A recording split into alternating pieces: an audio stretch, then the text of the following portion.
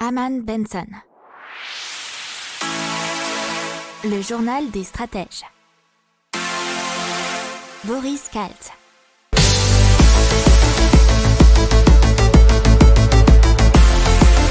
Bonjour à tous et bienvenue dans le journal des stratèges pour une revue de l'actualité éco, tech et impact du jour avec au sommaire à la une Emmanuel Macron qui annonce un plan d'1 milliard d'euros pour la cybersécurité.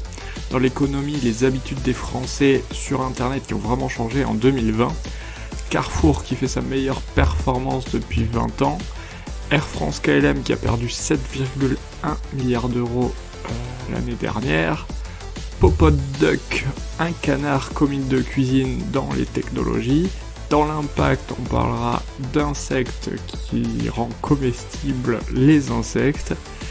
Et de Sostra Data, un data center français qui tente de ne pas gaspiller inutilement l'énergie. Vous écoutez le journal des stratèges numéro 50 et ça commence. Et donc Emmanuel Macron qui annonce un plan d'1 milliard d'euros débloqué d'ici à 2025 pour lutter contre la cybersécurité. Donc la moitié apparemment viendrait du privé. 500 millions d'euros, dont 300 millions d'investissements publics seront alloués à la recherche et au développement pour mieux protéger les grandes entreprises mais aussi les PME. Pourquoi ? Puisqu'il y a eu une hausse des attaques par rançon logiciel, plus 255% entre 2019 et 2020, soit 192 incidents rapportés l'an dernier, ce qui est pas rien. 75 millions d'euros seront donc investis dans un campus flambant neuf dédié à la cybersécurité à la défense. Le but, c'est de faire grossir les acteurs français de la cybersécurité, puisqu'apparemment le poids des acteurs étrangers dans le domaine capte 30 à 40% du marché, et c'est bien trop important selon l'exécutif. Il faudrait faire passer donc de 7 milliards en 2020 à 25 milliards dans 5 ans, le chiffre d'affaires donc de la filière cybersécurité. Ce qui permettrait aussi de doubler le nombre d'emplois, ce qui passerait de 37 000 aujourd'hui à plus de 70 000 sur la même période. Dans l'économie, on regarde ce qu'il s'est passé en 2020 et ce qu'a constaté Médiamétrie, et notamment l'engouement inédit, vous connaissez déjà, observé autour des sites de bricolage, puisque leur fréquentation a augmenté de 14% en un an, et 18 millions de Français viennent chaque mois y chercher des idées. Le Made in France aussi a bien fonctionné cette année, avec une augmentation de 42% en un an. Qu'est-ce qui a aussi bien fonctionné ? C'est le streaming. Le streaming de contenu vidéo, Netflix, Amazon Prime, MyCanal, Disney+, OCS, etc. Il y a eu une croissance de 37% l'an dernier, et Netflix en France voit désormais 19 millions de Français regarder leur contenu chaque mois. On passe à Carrefour qui enregistre une super performance pour 2020 puisque c'est sa meilleure performance depuis au moins 20 ans. Un chiffre d'affaires de 78,6 milliards d'euros en hausse de 7,8%. Alors, à périmètre comparable, en France, il a été de 3,6%, soit 1% pour les hypermarchés, 6,8% pour les supermarchés, et la proximité, vous savez, Carrefour City, Contact, etc., plus 8,3%.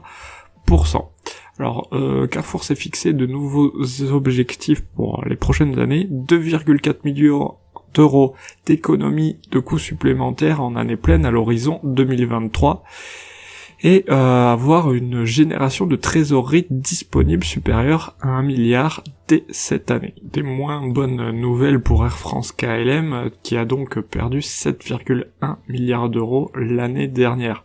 Le chiffre d'affaires s'est effondré de 59% par rapport à 2019 pour tomber à 11,1 milliards d'euros. Ils ont perdu 67,3% de leurs passagers de 2019 et le quatrième trimestre de 2020 était le pire avec moins 75,9%. Il faut savoir que même pour cette année, la capacité de transport de passagers n'atteindra que 40% de celle de la même période de 2019. Par contre, il y a eu un secteur qui a été dans le vert et vraiment beaucoup plus positif, c'est le chiffre d'affaires du transport du fret puisqu'il a augmenté, et c'est la conséquence d'une hausse des tarifs provoquée par une réduction mondiale de l'offre.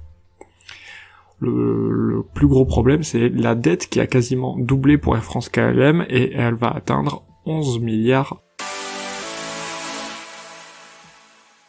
Allez, dans la technologie, on va parler de Popot Duck. C'est un canard qui est commis de cuisine. C'est un canard bleu foncé et un assistant qui comprend une balance intégrée et qui va se comporter vraiment comme un commis de cuisine. Puisqu'il peut réaliser chaque étape, gérer les multiminuteurs, il a aussi des boutons tactiles qui fonctionnent, même si vous avez les mains mouillées. Donc il va gérer votre organisation au quotidien, il est bien sûr connecté Internet et a aussi une application qui est déjà sur le marché et qui s'appelle Popot Duck aussi. L'application est gratuite bien entendu.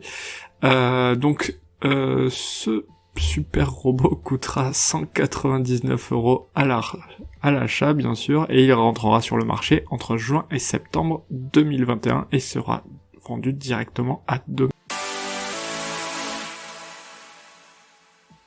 Allez, dans l'impact, on vous parle de Insect. Qu'est-ce que c'est ? C'est une entreprise qui commercialise des insectes sous différentes formes, mais elle est spécialisée depuis 2011 dans l'élevage d'un scarabée qui est appelé le molitor, et c'est un ingrédient qui est destiné à la nutrition animale, les chiens et chats, mais aussi engrais pour des plants de blé, de maïs, de vigne ou les fleurs de particuliers.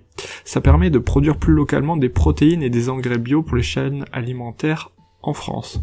Ça limite l'usage d'engrais chimiques et ça a aussi des bénéfices sur la santé ou la croissance des animaux qui les mangent selon leurs fondateurs.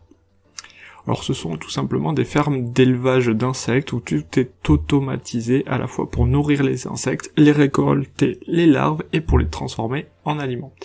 Ils ont 260 brevets à travers le monde et plus de 100 millions de contrats. En janvier, et ça c'est super intéressant, l'Agence européenne sanitaire de l'alimentation a donné son feu vert pour la consommation humaine des verres de farine. Pour le coup, ils peuvent donc se tourner vers notre type de clientèle, à savoir les humains. Il paraît que la consommation de ces verres de farine permettrait de réduire le taux de cholestérol dans le sang, et aussi, on parle dans la Creuse, avec Sostrata, c'est un data center qui essaie de ne pas gaspiller inutilement l'énergie. Et pour cause, 1 à 3% de la consommation électrique mondiale serait imputable au data center. La plupart des bâtiments de ce type affichent un PUE, c'est l'énergie consommée par un data center, de 2.5, alors que celui de Sostrata ne dépasse pas 1,1. Effectivement, puisque lorsqu'il faut chauffer, on utilise la chaleur produite par les machines et on la régule en mélangeant avec l'air extérieur chez Sostrata. Lorsqu'il faut refroidir, il y a un système de cheminée qui permet d'absorber les frigories de l'air extérieur de la nuit. Alors, il y a un système d'orientation un peu particulier des serveurs qui permet de créer des couloirs froids et des couloirs chauds en entrant en contact et créer les courants d'air nécessaires au brassage et à la régulation des températures. C'est un actionnariat 100% français, avec une consommation énergétique moindre qui permet de diminuer d'autant les coûts. Il y a une certification Tier 4 qui garantit le doublement ou le triplement de tous les équipements pour conserver et acheminer les données, ce qui est une première en France. Il faut savoir qu'il y a aussi un deuxième data center du même genre qui a été développé à Saint-Jean-d'Angely qui s'appelle Data. Voilà, c'est tout pour aujourd'hui, je vous souhaite une excellente journée et je vous dis à demain pour de nouvelles informations. Ciao.